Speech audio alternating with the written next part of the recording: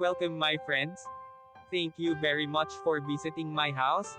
And sorry, the other parts of my videos, camera, are replicating, blur, or bright, because it's my time, that I did it on purpose so that other people, who pass by on the walking street, in Balibago, won't expose their faces too much. I hope you're kindly understanding my video. Now, sit and listen the history of the walking street, and I will also show you what is happened inside the walking street. If you have been here, please watching the beautiful sight at the walking street Fields Avenue, Balibago, Angeles City. Fields Avenue, Balibago, Angeles City. Fields Avenue is the name of a major street running through Balibago area of Angeles City in the Philippines. It is the center of the red light district and the bar scene of the biggest entertainment district of the Philippines. Fields Avenue in Balibago, Angeles City. The name derives from the common military practice of naming roads adjacent to airfields as Field Street or Field Avenue. Originally, the name referred to the Clark Air Base and was Clark Field Avenue. The name evolved to become Fields Avenue. History: Fields Avenue, Balibago, Angeles City, Pampanga, Philippines. Philippines was an American colony from 1898 to 1946. Bars on Fields Avenue. Catering to the single American defense personnel who worked in the adjacent Clark Air Base first emerged in 1940.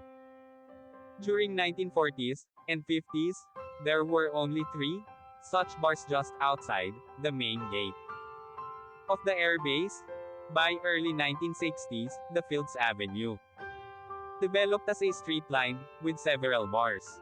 From November 1955 to April 1975, America fought Vietnam War. As the number of American troops in this war grew, more and more forces were deployed at Clark Air Base or routed through it. This led to a proliferation of bars, live bands, and prostitution, the latter mostly by young Filipina women, most of them either teenagers or 18 hanggang 55 years old. By the 1970s, there were more than 150 bars and prostitution joints along Fields Avenue. This led to a mushrooming of related, ancillary industries in the vicinity, namely music bands, hotels, doctors, hairdressers, and money exchange transfer services. In its heyday, Fields Avenue provided direct or direct employment to nearly 20,000 Filipinos, including plumbers, electricians, and security guards. In the 1980s, though the American presence remained steady, the bars and prostitution shops continued to proliferate. Many bars and prostitution dens were owned by Americans, as well as local politicians, thus leading to a nexus between the locals, politicians, and American military and ex-military personnel.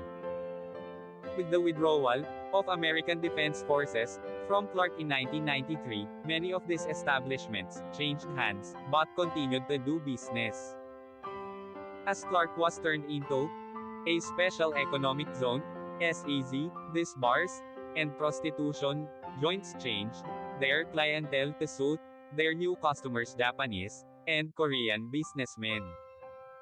Restaurants serving food from these countries began to appear, and signboards in these languages were put up.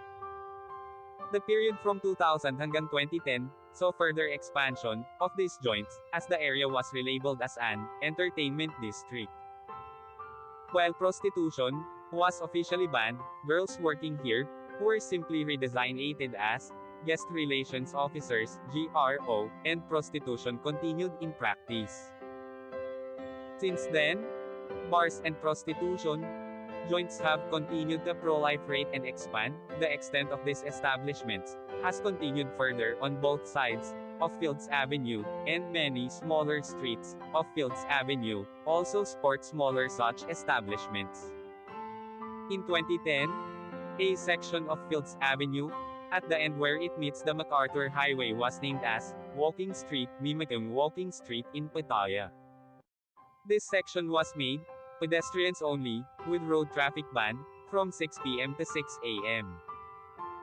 People arriving by air either take a taxi direct to hotel or a jeepney to Main Gate Jeepney Terminal, located between the North SM Mall, Fields Avenue to South, and Bayanihan Park to East. Those arriving from Manila by bus ask the driver to drop them off at the corner of Fields Avenue and MacArthur Highway, or alight at Capas Angeles Transport Terminal, which is also walking distance from Fields Avenue and the MacArthur Highway. The presence of family-oriented activities on the other side of Fields Avenue, namely shopping malls, as well as activity centers in Clark Air Base, has led to a neat separation between the two. Fields Avenue tends to cater more to single foreigner men, and sometimes women too, with at least 5 bars featuring gigolos and gays, while the rest of Clark caters to family-based entertainment. Fields Avenue remains among the safest streets in the region, with restaurants and hotels.